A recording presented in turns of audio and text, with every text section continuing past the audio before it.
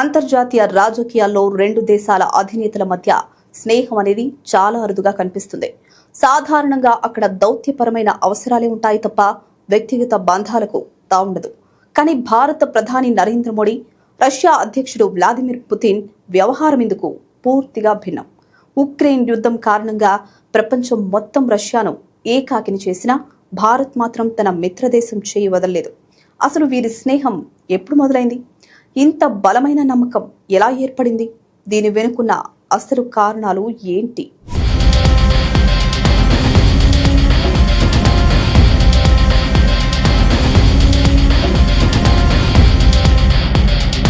చాలా మంది వీరిద్దరి బంధం మోడీ 2014లో ప్రధాని అయ్యాక మొదలైంది అనుకుంటారు.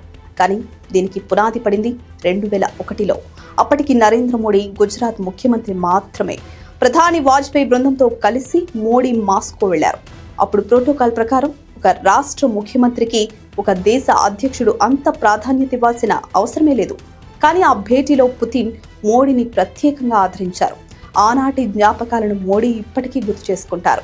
అప్పుడు మొదలైన ఆ పరిచయం 2014లో మోడీ ప్రధాని అయ్యాక గాఢ స్నేహంగా మారింది.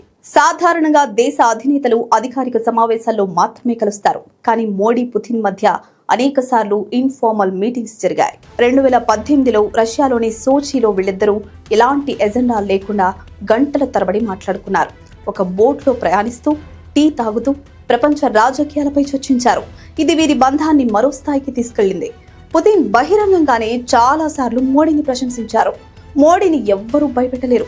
ఆయన తన దేశ ప్రయోజనాల కోసం ఎవ్వరితోనైనా పోరాడతారని పుతిన్ వ్యాఖ్యానించడం వీళ్ల మధ్య ఉన్న పరస్పర గౌరవానికి నిదర్శనం. పుతిన్, మోడీ ఇద్దరూ స్ట్రాంగ్ మెన్స్. ఇద్దరూ జాతీయవాదులే. తమ దేశం తలెత్తుకుని నిలబడాలని కోరుకునేవారే. పుతిన్కి మోడీలోని ఆ తెగువ, నిర్ణయం తీసుకునే సామర్థ్యం బాగా నచ్చుతాయి. అందుకే పాశ్చాత్య దేశాలు ఎంత ఒత్తిడి తెచ్చినా మోడీ వెనక్కి తగ్గకపోవడాన్ని పుతిన్ ఇష్టపడతారు. భారత్కు కష్టకాలంలో రష్యా అండగా నిలిచింది.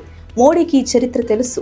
అందుకే అమెరికా ఆంక్షల భయం ఉన్నప్పటికీ భారత్ రష్యా నుండి S-400 మిసైల్ సిస్టమ్ కొనుగోలు చేసింది. ఇది పుతిన్కు భారత్పై, మోడీపై నమ్మకాన్ని రెట్టింపు చేసింది.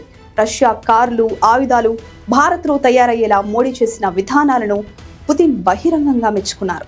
రష్యా ఆర్థిక వ్యవస్థకు కూడా భారత్ పెద్ద మార్కెట్గా మారడం ఈ బంధాన్ని ఇంకా బలపరిచింది. ఉక్రెయిన్ పై రష్యా యుద్ధం ప్రకటించినప్పుడు ప్రపంచమంతా పుతిన్ను విలన్ గా చూసింది. భారత్ కూడా రష్యాను వ్యతిరేకించాలని అమెరికా ఒత్తిడి చేసింది. కానీ మోడీ వ్యూహాత్మకంగా వ్యవహరించారు. ఐక్యరాజ్య సమితిలో రష్యాకు వ్యతిరేకంగా భారత్ ఓటు వేయలేదు. అదే సమయంలో పుతిన్ ముఖం మీదే ఇది యుద్ధాల యుగం కాదు అని సున్నితంగా మొదలించింది. ఈ నిజాయితీ పుతిన్ కి చాలా నచ్చింది. ఒక మిత్రుడు మాత్రమే ఇలా ముఖం మీద చెప్పగలడని పుతిన్ భావించారు. అందుకే పాశ్చాత్య దేశాల ఆంక్షలు ఉన్నా భారత్కు తక్కువ ధరకు చమురు ఇవ్వడానికి పుతిన్ ఒప్పుకున్నారు. నరేంద్ర మోడీ, వ్లాదిమిర్ పుతిన్ మధ్య ఉన్నది కేవలం రెండు దేశాల సంబంధం మాత్రమే కాదు, ఇద్దరు వ్యక్తుల మధ్య ఉన్న విశ్వాసం. ప్రపంచంలో మార్పులు రావచ్చు, కానీ భారత్ రష్యా స్నేహం మారదు అని మోడీ చెప్పిన మాట వారిద్దరి బంధానికి అద్దం పడుతుంది.